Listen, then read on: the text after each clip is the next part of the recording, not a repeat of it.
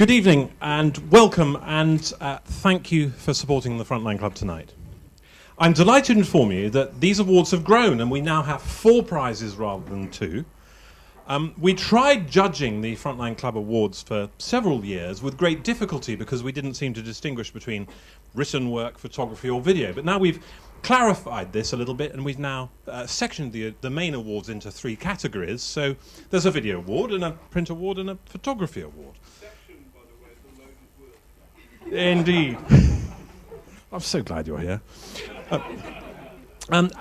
We then obviously got the award that we've always had, which we've slightly renamed from the memorial to the tribute, and that remains as it always has been, for lifetime achievement, and of course for people who we feel, or the judges feel, may not have had the recognition they deserve in this industry, and of course there are lots of people like that here. Where am I in my list? Right, here we are. The Frontline Awards are judged by practitioners. I'm trying to sell them to you, and are open to freelancers, which I think are 2 important things. They exist to recognise journalistic integrity, courage, and independence of spirit. So that's what it's about. Of course, it's a great pleasure to give recognition to others. It's also great fun, I think, to meet mates and colleagues and have a drink. But I feel that the Frontline Club, I firmly believe the Frontline Club Awards have additional purpose, which I'd like to explain to you. Because of the Frontline Club's roots in freelance journalism, and because of the support we've got from such great practitioners as a club, I feel we're in a particularly good place to promote what's best in journalism to a wide range of freelancers and independents and bloggers and people like that. And I feel that the awards can help achieve that. I think it's something that the Frontline Club is perfectly positioned to do, and I feel passionately about the importance of promoting safe practice and journalism's ethics and values to the freelance community, which appears to be expanding quite rapidly. I have to talk about sponsors now, because we're really lucky. We've got Canon, who have generously supplied us with some Canon G1X cameras. You want one? For the winners. Winners also get membership of this illustrious club, and I think, perhaps most importantly of all, they get written on the wall forever. They're always there. So if you win one of our awards, you're written on the wall, and I determine the club will still be around for a very long time. So, Chivas Regal have provided us with some sponsored drinks, and this is a good thing. I think they spotted a collective weakness. But we have a new sponsor, which I'd like to announce, which is Vodafone. And I want to express my considerable gratitude to them for their support. They've explained to me that they're supporting us for 2 reasons. Firstly, a number of people from the company have a background in the news media. It's rather useful for us, and are passionate believers in the importance of high-quality independent journalism. Secondly, in a world of Twitter and Facebook, many of the world's autocrats have realised they can't shut down an army of citizen communicators. Instead, they try to shut down the networks that provide the means of communicating, events during the Egyptian revolution being one recent example. So as the digital world grows more complex, there's an emerging common cause between a wide range of organisations for whom the individual citizen's freedom to communicate is sacrosanct. And as a consequence of that, we are benefiting from Vodafone's support, and I'm extremely grateful for it. I'm sure we all are. I'm going to tease you with a few engaging highlights for 4 minutes, if I may, from our events.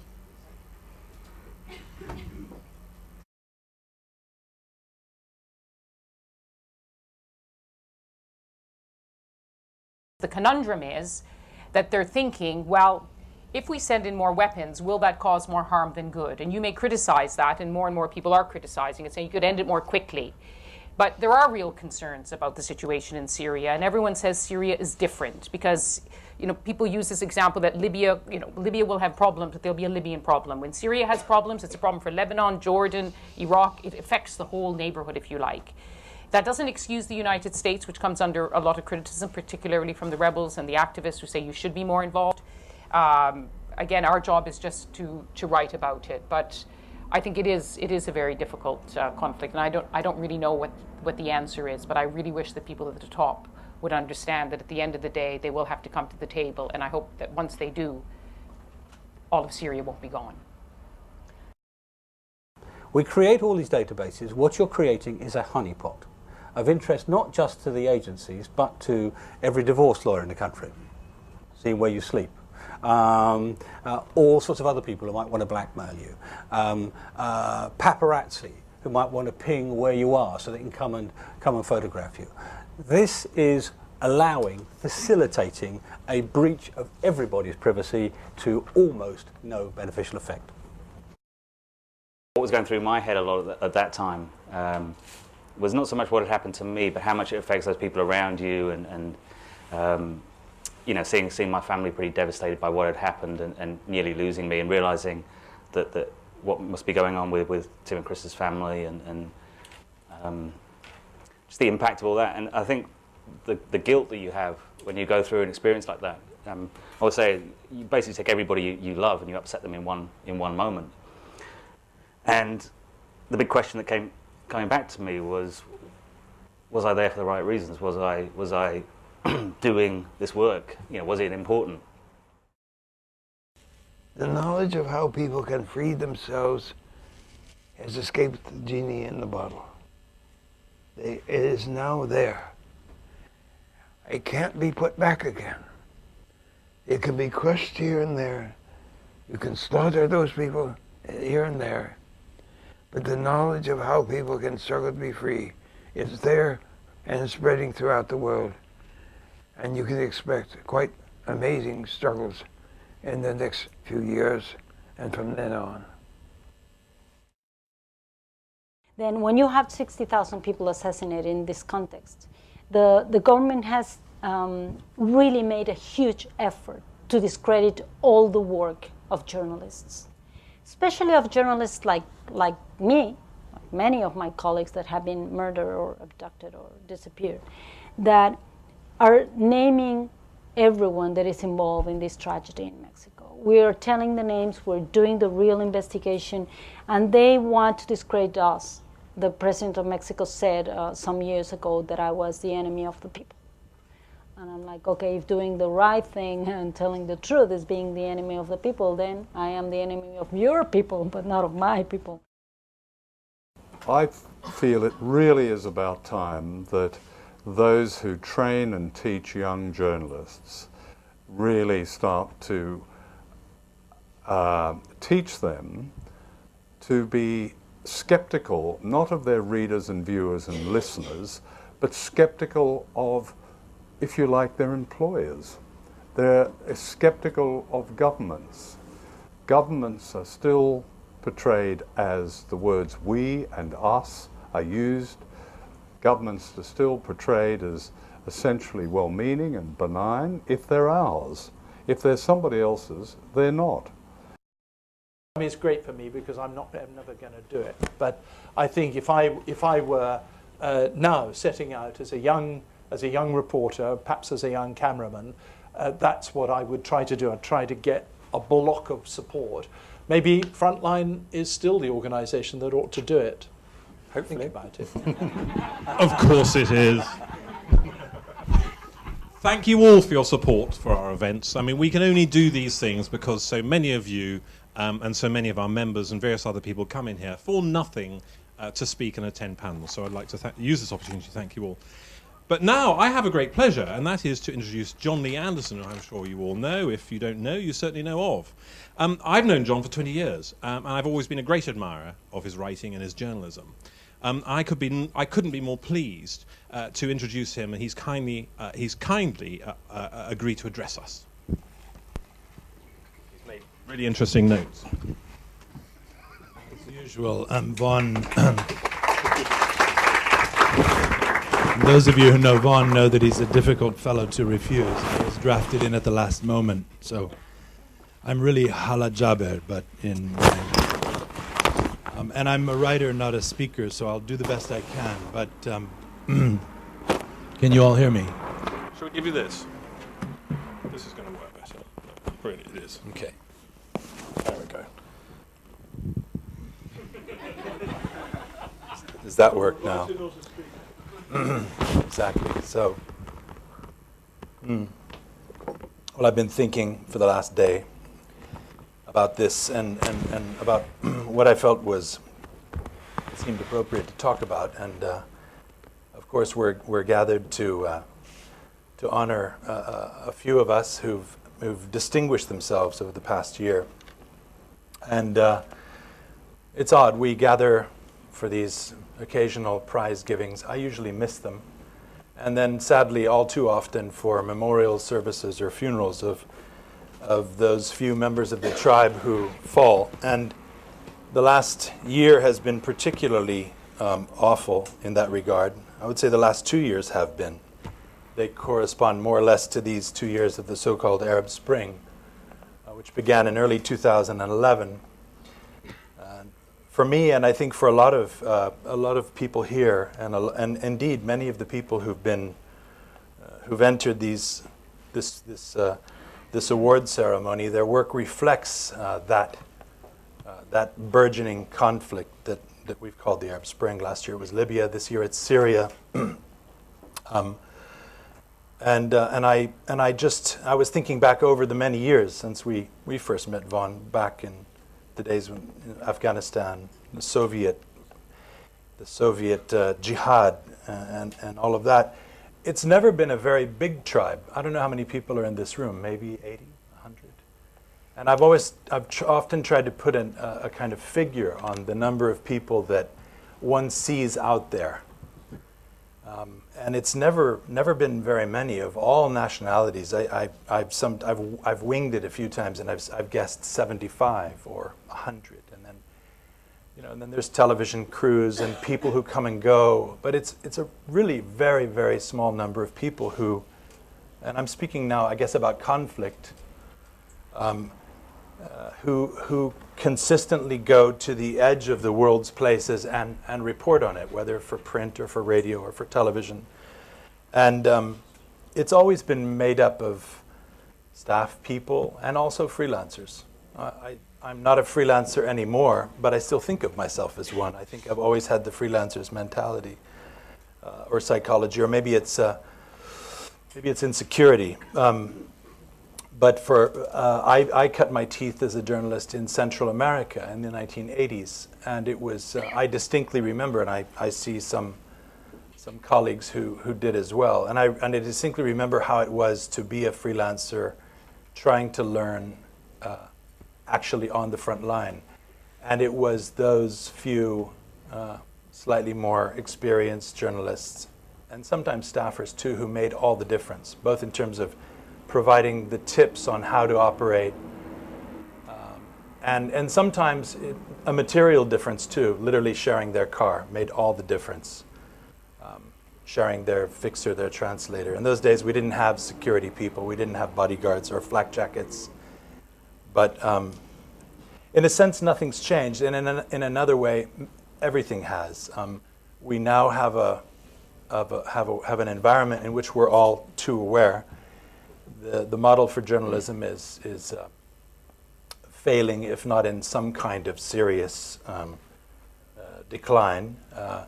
It's perhaps the beginning of the ice age, in which flows are breaking off from the continent. Some of us will survive as adapted species. Others will go the way of the dodo. And that's had a very serious effect on news reporting. A lot of major networks, as well as major newspapers, simply have rolled up their foreign bureaus. You don't see the people you once saw out there. In the United States, all the second-tier newspapers have folded their foreign bureaus. Reporters that we've known for many years have gone light side, dark side. I know friends who are now security consultants and others who have started humanitarian NGOs. It's interesting what people end up doing. But we're here to talk about the awards, awards based on work over the past year. And so with that backdrop in mind, my thoughts turned first to Libya. A year ago, we were still reporting Libya. Gaddafi a little more than a year ago, Gaddafi had fallen, but disappeared. I remember going to Tripoli and finding Marie Colvin there, an old friend whom I periodically would meet in various places like Tripoli or Tyre or Kabul, wherever it was. And there was Marie, and she was digging in. She was interested in various stories and was digging in. There were, other than Marie and a handful of other veterans like myself, almost everyone was a young freelancer. And that was, I think, the qualitative difference that one began to see in probably with the Arab Spring. I sometimes call them the Tahrir Square generation. They're the kids who happened to be in Cairo for visiting their boyfriend or studying Arabic or maybe hoping to be a journalist, but in Cairo nonetheless. And there they were for this extraordinary drama that took place over 17 days and watched a dictator fall. And they had a bit of money and an iPhone, and then suddenly the Libyan border was open and they went pouring in. And there they were. And I arrived, I'll never forget it, in Benghazi, and it was still a party. The kids were running around. They had guns, but they were shooting them in the air. It was a party. They had chased off the police. They didn't really know what was going to happen, and they called it a revolution. And then there were these kids from Scotland and Japan and the States and wherever they were from there and writing for blogs and taking pictures with their iPhones. And then suddenly it became a shooting war. And then it became a real war. It became a serious war. And over the following months, all of us tried to figure out what that war was, to follow the shape of it and learn the heft of it and examine the soul of it. And we roared up and down along that road where the war took place. Freelancers, staffers, experienced people, inexperienced people, all together, witnessing a most bizarre phenomenon. And very soon that war took some casualties, and it became quite bloody. We saw some friends, some colleagues, some members of the tribe, this small group, 3 or 4 captured, brutalized, several killed,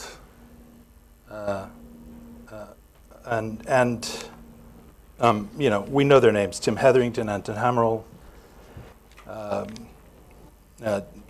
Claire Gillis, Manu Brabo, Jim Foley were captured, brutalized.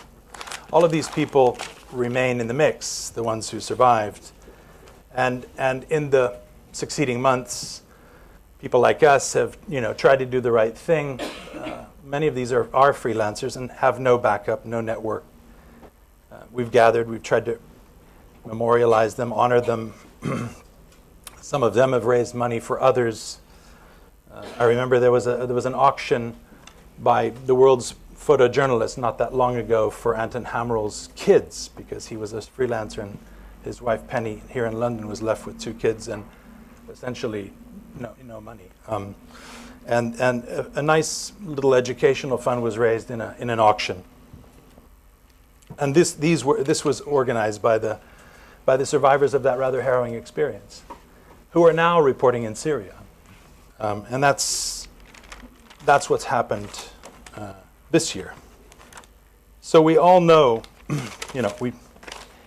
we all know what's happened in Syria this year.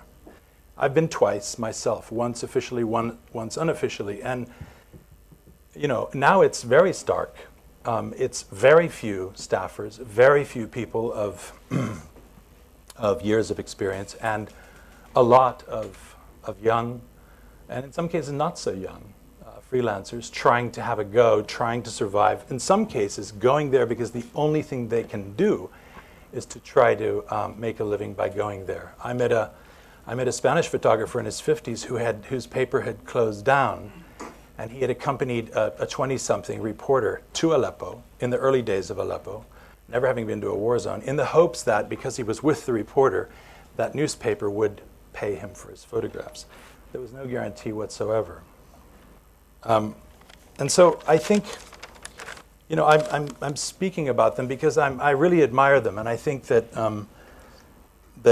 they deserve a kind of general credit. There should be a kind of general category for the freelancers, and I think we are represented well here tonight in the nominees for the awards by them, and also by some staffers. And I think that, you know,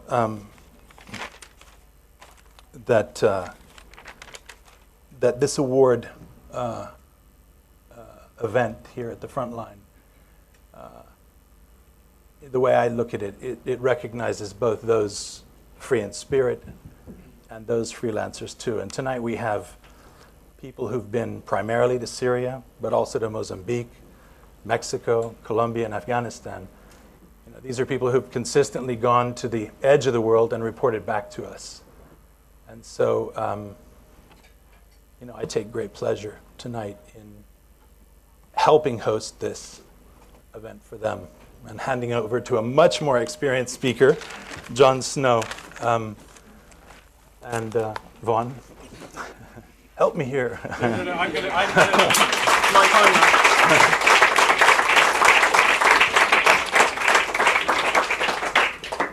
Viva freelancers, basically. Thanks, John. You're welcome. I have to disconnect you. I'll use this, shall I? The Frontline Club is a social enterprise. It's approaching its 10th year. For all that time, John Snow has moderated events here and abroad and has supported us in a manner that I'm incredibly grateful for. So thank you, John. And he's kindly agreed to come and we're in safe hands. He's gonna like take it over from here, and people are gonna get prizes. So can I give you this? It's the only event you put your own microphone on, I think. Well, in truth, and good evening, everybody, I've been taken over by John Lee because he has triggered, as he will have done in all of us, nostalgia. And I am bound to say that in talking of Central America, he triggered in me a memory of driving down the Littoral with Ray Bonner from the New York Times, and I knew nothing, and Ray knew everything. I mean, but he didn't seem to have much resource. So he was in our car with our translator, but he was our guide, and I learnt so much of him from the front line, and it set me up really for life. I mean, I had been in other places before. I'd been in Africa a lot, but I knew Africa, and he knew Central America, and it was in the period leading up to the very courageous report that he made of the scandalous activities of the United States in San Miguel, and for which he then suffered 10 years of journalistic exile from his newspaper because the US government trashed his reports, and only later did Congress tell the truth and his job was restored. So we're in the presence of great journalism, both in John Lee and in Ray and in so many other people in this room, and we're here to celebrate. And I don't think there are any finer awards than these, because they are given by the best to the best. And that's life.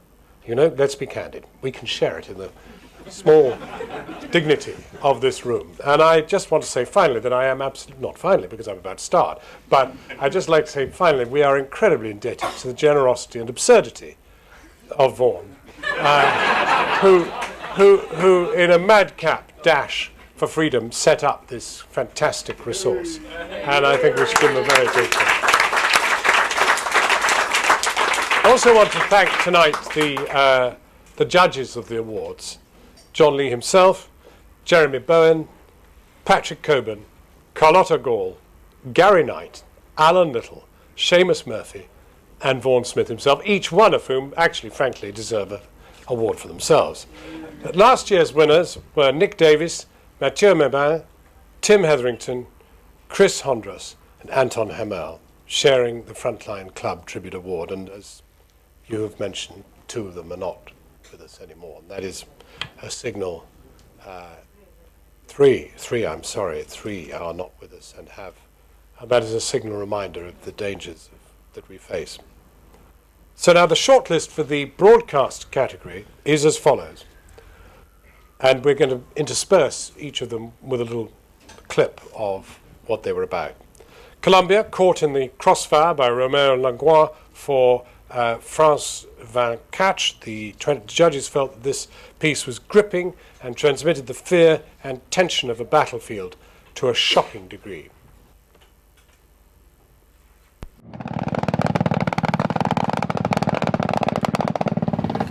Mi capitán, ¿se puede replicar hacia donde estamos nosotros? ¿Por qué no replica hacia donde estamos nosotros?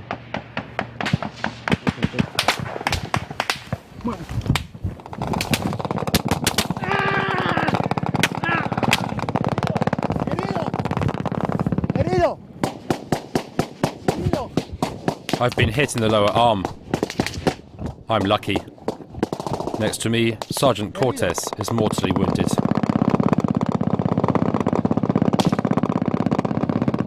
Aguante, aguante hermano. Tengo 4 soldados heridos. Aló, capitán, ¿me escucha? Sí, hermano. Sí, estoy herido, necesitamos apoyo rápido.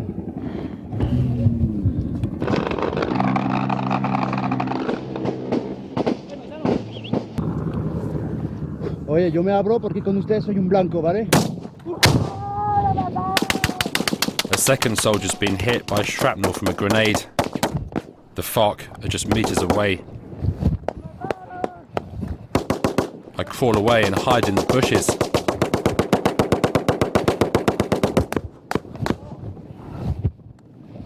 I cut the camera and make away with the footage.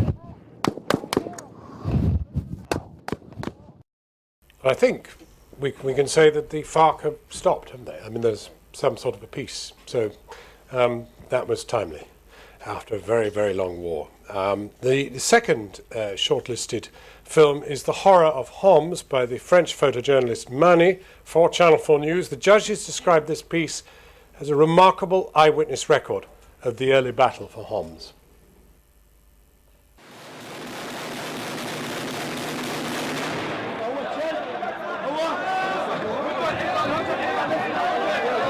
Free Syrian fighters have entered the government security building.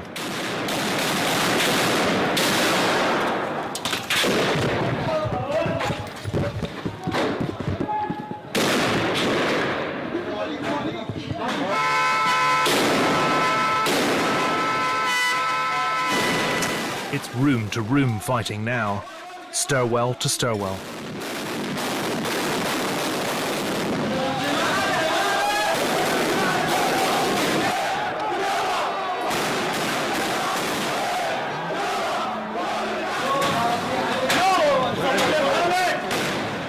It's a humiliation for President Assad. With bullets still flying, fighters make off with boxes of much-needed ammo.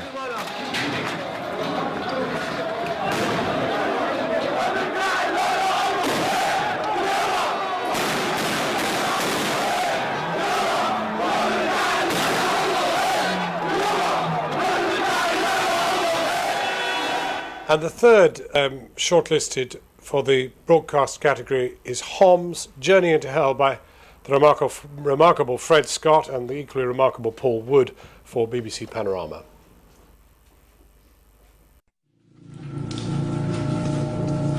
This is our only way into Homs, a city under siege. A secret tunnel to rebel-held areas, their sole link to the outside world. And above us, a killing ground.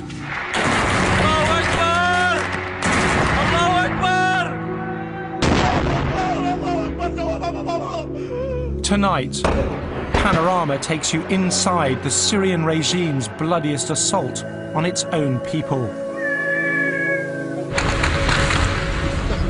Over 4 months, we were smuggled in and out to cover a life or death struggle for democracy.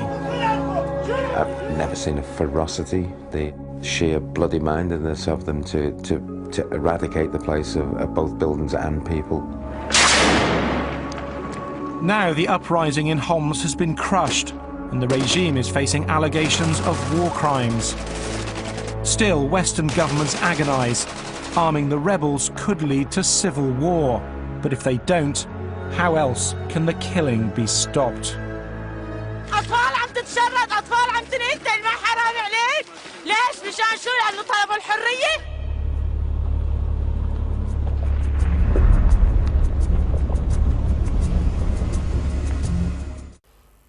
Well, this was an unbelievably close call. It was, I think, for any of us watching each of those clips, extremely difficult to... and I have no idea what's inside this envelope, but there is a winner. And the winner, with a special commendation for Journey into Hell by Fred Scott and Paul Wood, which I'll refer to in a moment, but the winner is The Horror in Homs by Manny.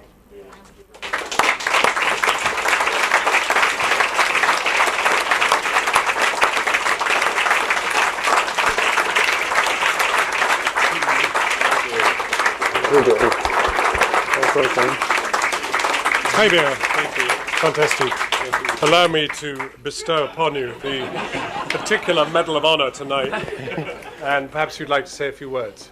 Well, I'm very impressed. Well, I was not, Well, I'm moved because you're a bit I've of a seen, crazy guy, yeah. shall we carry? Sorry. I think the remarkable thing about you, and we've had the experience of 3 major films with you, is, and I wasn't invited to present these awards simply because he won. I had no idea, and I didn't know what was in this envelope.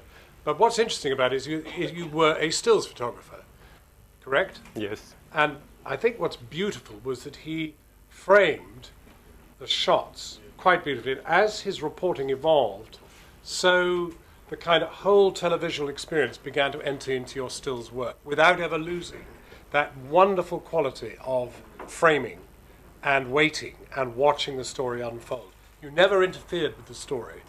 You never ran about trying to sort of, you did run about, of course, but it felt as if at each point you were waiting and watching the story unfold in front of you. Thank C'est you. vrai, hein? Thank you, yes. C'est absolument. Je crois, oui. I'm trying to be invisible. Okay, so do thank I you have very something much. that Vaughan now has to give you? Because I think it's a wonderful Thank you moment very for you much. to be Thank involved you. as well. Merci bien. Merci C'est beaucoup. incroyable. Enchanté. But for God's sake, stay alive. Yeah. Okay? I'll have my medal back. Yeah. Now, of the very remarkable commendation film, Fred Scott and Paul Wood for the BBC, and Paul's radio work is absolutely sensational. I mean, really quite sensational. This is what the judges described as of their film as persistent and daring reporting achieving a masterly narrative. They called it a partnership between 2 exceptional journalists at the very top of their trade. And their names will be engraved along with others on the awards board downstairs. So let's... Is anybody here from... Yeah. Great. Where's Fred? Is Fred here? Yes, he is. Great. Let me bestow the medal on you, Paul. Oh, right. This is for me a tremendous honour because not as big as the honour for me. No, I love what you've done on radio. Which I didn't see the panorama piece, but that happens. It happens. No. But the radio stuff was completely sensational, and for that I'd like to give you a great round of applause. Thank you. It is a great honour. Thank you very much. And of course, the whole Panorama team is back there. They really made the film what it was. So thank you very much. A big round of applause for the Yes. Panorama team.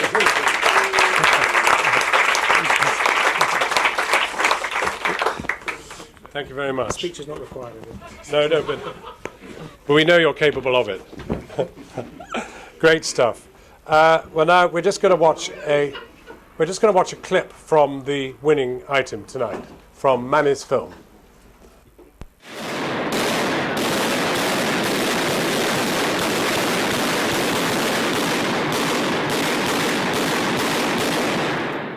Urban guerrilla warfare like this is relentless and terrifying. The fighters appear fearless and take crazy risks.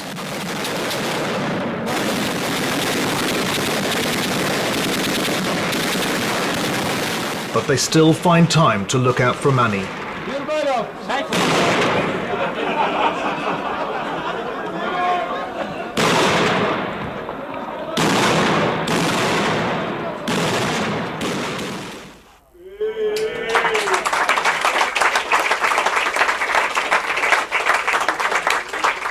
Now, you may be relieved that we're moving on to a section of awards which has no soundtrack. This is for photojournalism, and they are as follows. These are the shortlist.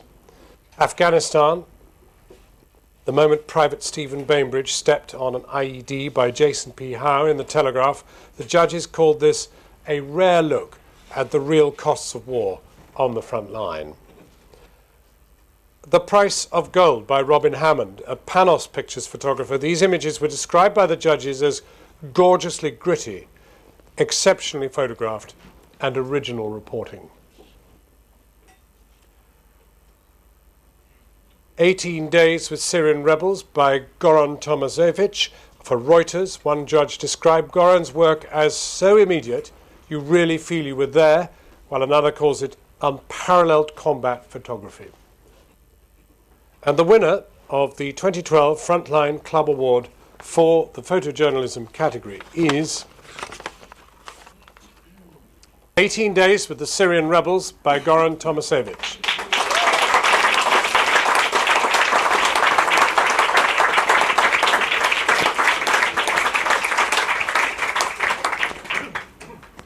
Very shy about coming up, Goran. Well, that's not me. It's not you, right? I just take it on his behalf. Perhaps I can put you on and you can tell us who you are. Yeah. I'm Reinhard Kraus. I'm the global picture editor of Reuters. So Goran is in my team. Right. Well, global pictures editor and of Reuters, and you will tell him that we really did appreciate very, very much. Yeah, I was with. It's the second time now already that I take a prize for him. So he's already working on his new story. He's in Helmand in Afghanistan to look how it looks like just close before the elections. So he always is working for his next awards, I hope. And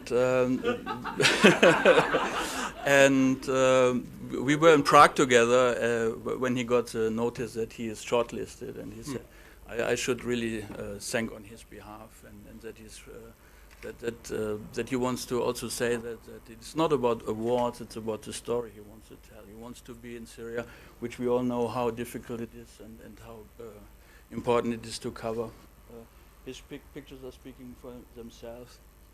Well, will you send him our love and gratitude? I will. Thank you very much.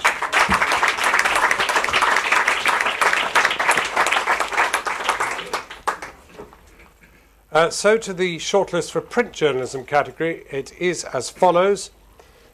Inside Syria, Rebels and Regime Trapped in a Cycle of Destruction by Raith Abdul Ahad in The Guardian. This piece was described as incredibly powerful. Raith consistently takes us to the very edge in a way that nobody else does. Secondly, Computer Files link TV dirty tricks to favourite for Mexico presidency by Joe Tuckman in The Guardian. The judges declared it a proper scoop and an important one for Mexico and for journalism. It was also called first-rate investigative journalism.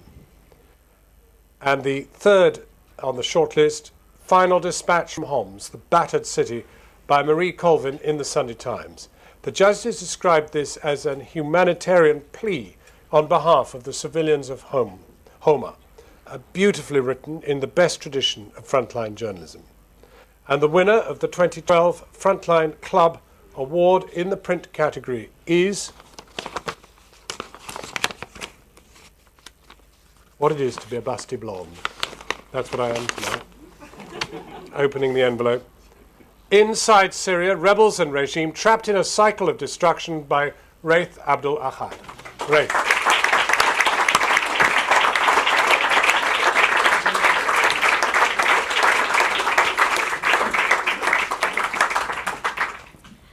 Well, I'm not Haith, but I've got something from him. Haith says, I thought this would go to Marie Colvin. Her piece about the widow's basement was one of the most amazing things I've ever read. But if it's gone to me, I'd like to thank my editor, Charlie English, who helped me, along with Ian Katz, through a difficult time, when after a couple of mistakes, I thought I would never be a foreign correspondent again. These guys let me go to places, and I thank them and the judges very much for this award. Thanks.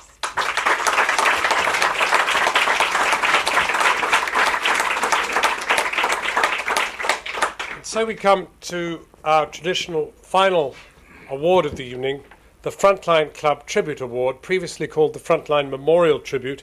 This award aims to recognise lifetime achievement. There is no shortlist for this award, but the winner is truly an inspiration to us all, through her dedication and compassion. She was braver than the boys, larger than life. The winner of the 2012 Frontline Club Tribute Award is, and I hardly need to open the envelope, Marie Colvin.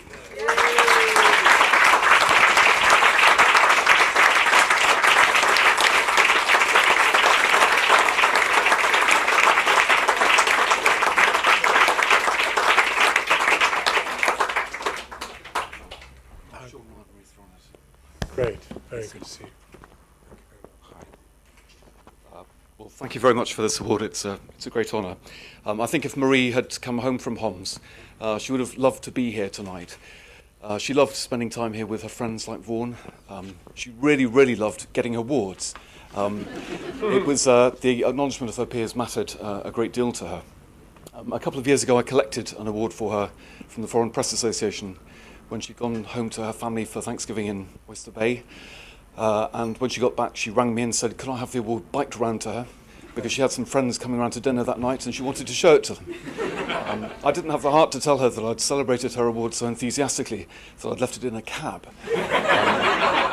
Or that it was going to take 2 weeks to have a replica made and inscribed with her name.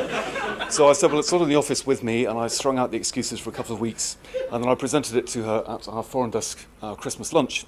Whereupon Marie inevitably celebrated her award so enthusiastically that she left it in the restaurant. Marie had a lot of friends on the Sunday Times and many, many friends outside. And I see a few of them here today, and I'm sure that, like me, you think about her every day and you miss her. You miss the throaty chuckle and the long lunches and the incredible kindness and the wisdom that she brought to every discussion of a difficult story, whether it was one of her stories or the story of a colleague. But here we are 8 months on since her death, and I'm thinking increasingly about her legacy and taking heart from that, not only the incredible body of work that she left.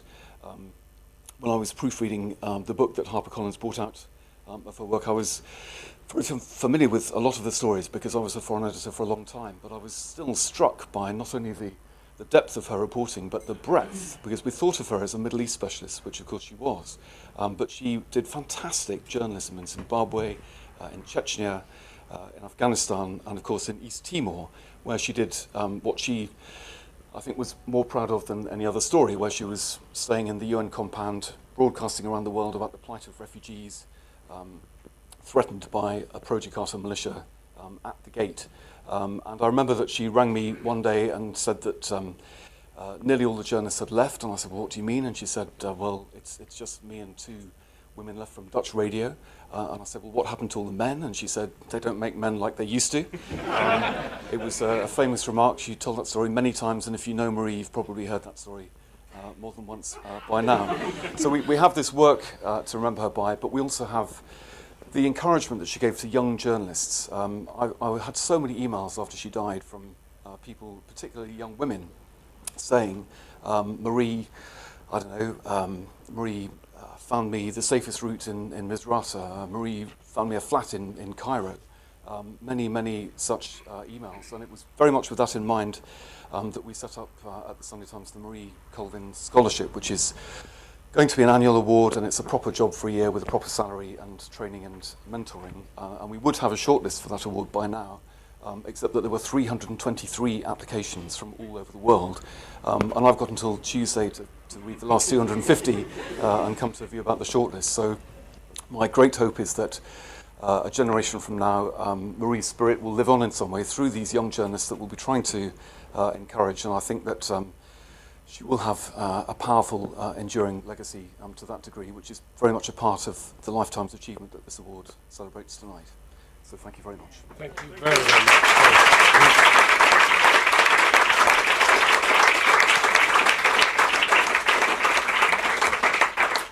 And of course, I think one thing Marie will be thrilled about is that everybody had the best laughs of the evening.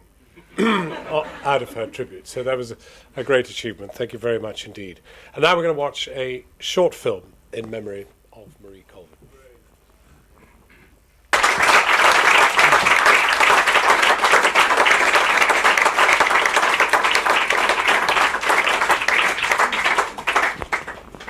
What can you add? I mean, the detail, the colour, and it's a miracle really that she lasted so long. I mean, it's a terrible thing to say, but it is. And we were blessed that she reported for as long as she did. But we're cursed that she died. Marie Colvin, tonight's special tribute. So that brings the awards to a close, but not the evening to a close. Before you descend to the bar or go across there to the bar, I'd like to remind you that in half an hour, Vaughan is going to be announcing the prize draw winners in this room. Tickets for the prize draw are £15 each and available from Frontline Club staff. And the best thing really is to buy a £15 ticket with a £20 note, because he hasn't got any change, so they're really £20. They're really £20, although they're £30 for two. You see what I mean? They're raising money for an extremely important cause, the Fixers Fund. If you don't know already, the Fixers Fund raises money for the families of fixers killed or injured around the world whilst working for the international media. Fixers are a network of invisible people who help frontline journalists do everything that they do. Please give generously, buy as many raffle tickets as you can. God only knows what you win. Do we know what you win? iPhone 5. iPhone 5. Gosh. Dinner with John Sweeney. And John Lee's mobile, is it? No? Yeah. And I mean, we could even auction dinner with Vaughan or dinner with me or anything you like. I mean, that's all there. We just need to raise money for the Fixers Fund. So dig deep and think wild. Thank you very much.